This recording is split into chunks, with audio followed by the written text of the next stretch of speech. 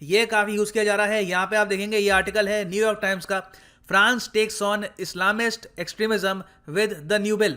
ये एक और आर्टिकल है द टाइम्स ऑफ इंडिया का, France unveils draft law to fight Islamist radicalism. Now जो ये शब्द हैं, ऐसा नहीं है कि मीडिया अपने आप यूज़ कर रहा है, ये एग्जैक्ट वर्ड्स यूज़ किए हैं फ्रांस के प्रधानमंत्री ने। यहाँ पे आप अगर देखेंगे, ये है फ्रांस के प्राइम मिनिस्टर जॉन कैस्टेक्स। इन्होंने ये कहा है कि जो बिल, बाय द वे अभी बिल है, लॉ बना नहीं है, अभी फ्रांस का जो लोअर हाउस है वहाँ पे इसको पास होना है। तो ये कह रहे हैं जो बिल हम पास करेंगे ये किसी धर्म के अगेंस्ट नहीं है, प्राइमरली मुस्लिम रिलीजन के अगेंस्ट नहीं है, यहाँ पे हम बस टारगेट कर रहे हैं रेडिकल इस्लामिज्म को। नाउ ऑब्वियसली जब फ्रांस के प्राइम मिनिस्टर ही कह रहे हैं कि ये जो बिल है ये टारगेट कर रहा है रेडिकल इस्लामिज्म को और एक पर्टिकुलर रिलीजन को यहाँ पर ये जोड़ रहे हैं विद रेडिकलिज्म, तो ऑब्वियस ही बात है जो फ्रांस में मुस्लिम्स हैं, बाय द वे फ्रांस में लाखों मुस्लिम्स हैं, फ्रांस की आबादी है 6 करोड़ 70 लाख। इसमें से according to the Pew Research Center Muslims की आबादी है अराउंड 5.8%, मतलब कि रफली 37 लाख मुस्लिम्स हैं इन फ्रांस। हालांकि कुछ और सर्वे ये भी कहते हैं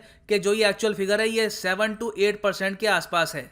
और भविष्य में बताया जा रहा है कि अगर फ्रांस में जो माइग्रेशन है ये बस मीडियम रहती है, बस एवरेज रेट पर रहती है, तो 2050 तक फ्रांस में मुस्लिम्स की पॉपुलेशन हो जाएगी 17.4%। तो इसलिए जो फ्रांस का नया ड्राफ्ट बिल है ये काफी हद तक न्यूज में है, क्योंकि फ्रांस की ही एक बहुत ही बड़ी आबादी इससे नाखुश है। जो बहुत सी मुस्लिम मेजोरिटी कंट्रीज हैं जैसे कि टर्की, उसके अलावा अजरबैजान, ये इसको क्रिटिसाइज कर चुकी है। डिस्कस करेंगे इस वीडियो में कि ये लॉ है क्या और इसका इम्पैक्ट क्या होगा ऑन फ्रांस। और आगे बढ़ने से पहले एक क्वेश्चन आपसे पूछूंगा, सिंस हम यहाँ पे बात कर रहे हैं फ्रांस की, आपको बताना है कि फ्रांस के जो राष्ट्रपति होते हैं, प्रेसिडेंट, इनका कार्यकाल कितना होता है, टेन्योर इनका कितना होता है। आपके सामने ऑप्शंस है 7 ईयर्स, 6 ईयर्स, 4 या फिर 5। नीचे कमेंट सेक्शन में इसका आंसर करो, सही आंसर मैं आपको प्रोवाइड करूंगा हमेशा की तरह वीडियो के एंड में। So lot to know, lot to discuss as always, but before we begin, आप किसी भी एग्जाम की प्रिपरेशन कर रहे हैं, go to Unacademy's app या website, click on the exam. For example आप अगर प्रिपेयर कर रहे हैं for NEET, click on this exam, get subscription, और यहाँ पे आप परचेज कर सकते हैं प्लस या आइकॉनिक कोर्स। मगर जो यहाँ पर प्राइस है, don't pay this price, use the discount code PG10। Simply यहाँ पे आपको कोड डालना है PG10 and you will get a flat 10% discount. और बाय द वे अनअकैडमी आपको देता है पेमेंट के various methods, UPI, cards, wallets, you can even pay in parts. So go to the website and start preparing for your exam right now.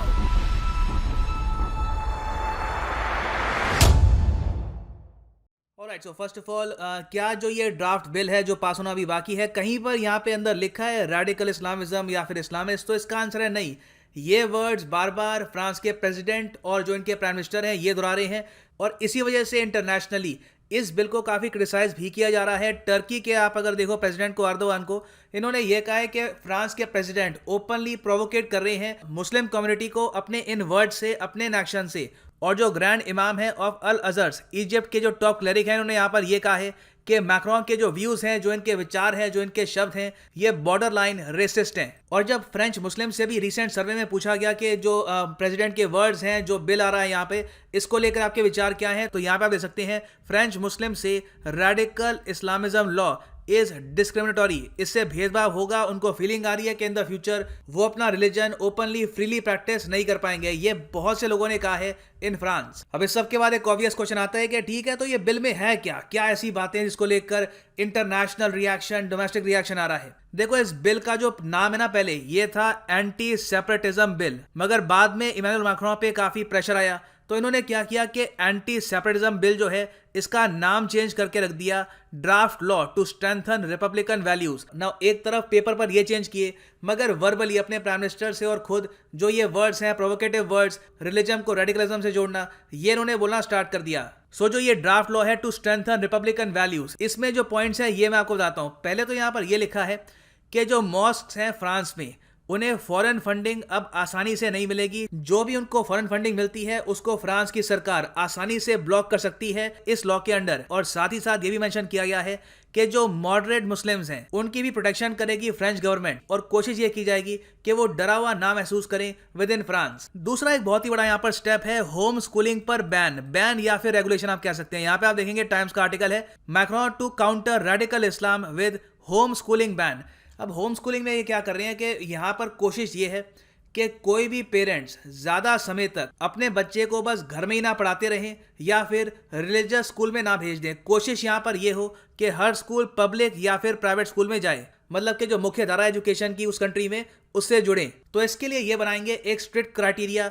जो भी parents हैं जो अपने बच्चों को स्कूल में नहीं भेज रहे, जो उनको भेज रहे हैं रिलीजियस स्कूल्स में, उनके खिलाफ ही एक्शन लेंगे और उनको ये बताया जाएगा कि आप प्लीज अपने बच्चे को पब्लिक स्कूल में डालो, सरकारी स्कूल में डालो और उसकी जो एजुकेशन है ये आप स्टार्ट कराइए। तो ये भी एक काफी बड़ा मूव है और इसको लेकर भी बहुत से लोग नाखुश है फ्रांस में कि सरकार अब हमको कैसे बताएगी कि हम अपने बच्चों को कैसे बड़ा करेंगे। सो इसको लेकर भी काफी कंट्रोवर्सी है। फिर देखो एक इशू रहता है साउथ एशियन कम्युनिटी में और जो माइग्रेंट कम्युनिटी है फ्रांस में उनके साथ, कि काफी बार जो फीमेल है उसका लोग कराते हैं virginity test before the marriage. तो यहाँ पे डॉक्टर्स को बोला गया है कि आप पे फाइन लगेगा या हो सकता है आपको जेल भी हो जाए अगर आप किसी लड़की पर वर्जिनिटी टेस्ट करने की कोशिश करेंगे। फिर आगे बिल में यह भी लिखा है कि जो पॉलीगैमी है, मतलब कि एक से ज्यादा जो शादियां हैं, उसको लेकर भी स्ट्रिक्टर लॉज आएंगे। हालांकि ऑलरेडी फ्रांस में पॉलीगैमी अलाउड है नहीं, मगर जो नया लॉ है इसमें और भी ज्यादा मुश्किल कर दिया जाएगा पॉलीगैमी को छुपाना। और इस सब के अलावा एक और एस्पेक्ट यहाँ पर यह भी है कि अगर किसी कपल की शादी हो रही है तो वहां पे जो सिटी हॉल ऑफिशियल्स हैं वो अलग से ग्रूम और ब्राइड, जो दूल्हा और दुल्हन है, इनसे अलग से बात करेंगे और पूछा जाएगा इनसे कि क्या आपकी शादी जबरदस्ती तो नहीं हो रही। तो ये भी यहाँ पे कवर किया गया है अंडर दिस बिल।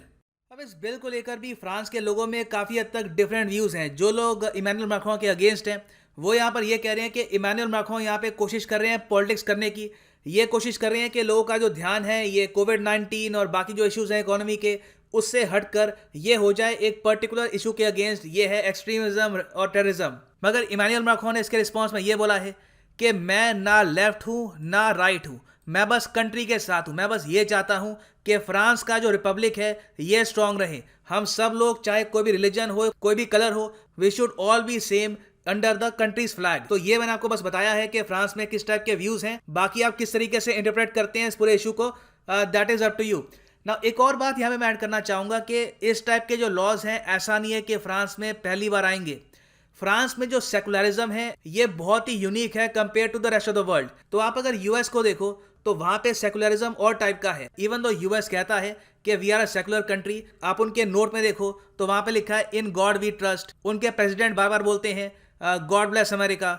और इवन वहां पे जो शपथ दिलाई जाती है काफी बार वो होती है on religious books, Bible, Quran या फिर कोई और रिलीजियस बुक। वेराज आप अगर फ्रांस में देखोगे तो स्ट्रक्चर इस टाइप का है कि गवर्नमेंट और रिलीजन का कोई भी कनेक्शन ना हो, दोनों में काफी हद तक डिस्टेंस मेंटेन रहे। और फ्रांस ने इनिशियली इस टाइप का जो सेकुलरिज्म है ये अपनाया था क्योंकि एक टाइम पर कैथोलिक चर्च की बहुत ज्यादा डोमिनेंस बढ़ गई थी फ्रांस की सोसाइटी में। तो आप कह सकते हैं अर्ली 20th सेंचुरी से लेकर अब तक जब भी फ्रांस के लोगों को लगता है, फ्रांस के लॉ मेकर्स को लगता है कि रिलीजन की ज़्यादा इन्वॉल्वमेंट हो रही है, रिलीजन की जो इंपॉर्टेंस है ये रिपब्लिक से ज़्यादा हो रही है, तो ये काफ़ी स्ट्रिक्ट लॉज बनाते हैं to control it. For example 2018 में फ्रांस ने एक कानून इंट्रोड्यूस किया था कि कोई भी फ्रेंच लॉ मेकर किसी भी टाइप का रिलीजियस सिंबल नहीं पहनेगा। मतलब कि कोई क्रॉस नहीं, कोई ओम की टी शर्ट नहीं, कोई हेड स्कार्फ नहीं, तो कोई भी रिलीजियस सिंबल आप नहीं पहनेंगे। You are a citizen of France, stand as equals under the republic. उससे पहले आप अगर जाओ तो 2003 में इनका एक लॉ आया था जहां पे इन्होंने ये कहा कि रिलीजियस ड्रेस बैन हो जाएगी स्कूल्स में। इस इशू को लेकर काफी जो पेरेंट्स थे नाखुश थे क्योंकि कई रिलीजन्स में एक रिलीजियस ड्रेस से काफी इंपॉर्टेंट पार्ट होता है ऑफ देयर प्रैक्टिस। मगर फ्रांस ने हमेशा इस टाइप का जो रास्ता है ये अपनाया है। तो अब इमैनुअल मैक्रों इसी टाइप की जो एक सेकुलरिज्म की डेफिनेशन है इसको फॉलो कर रहे हैं या फिर ये 2022 के इलेक्शन के लिए पॉलिटिक्स खेल रहे हैं, that is up to you to decide. मैंने बस आपके सामने रखे हैं रॉ फैक्ट्स। ना वापस आते हैं अपने क्वेश्चन पे कि what is the tenure of the French president. यहाँ पर जो सही आंसर है ये डी बिल्कुल भी नहीं है। सही आंसर यहाँ पे है बी, 5 साल का कार्यकाल होता है फ्रेंच प्रेसिडेंट का। इंटरेस्टिंग बात मैं आपको ये बताता हूँ कि सन 2000 से पहले फ्रांस में जो कार्यकाल था ये था 7 ईयर्स का, 7 ईयर्स तक प्रेसिडेंट। आप सोच कर देखिए, इवन व्लादिमीर पुतिन यहाँ पे शर्मा जाएंगे, बहुत लंबा कार्यकाल था। और अब 2008 के एक संशोधन के बाद फ्रांस में अब ये भी इंश्योर कर दिया गया है कि कोई भी व्यक्ति लगातार 2 टर्म से ज़्यादा सर्व नहीं कर सकता as the president of France. So ये है एंड हमारी वीडियो का। Thank you for listening and as always God bless you all.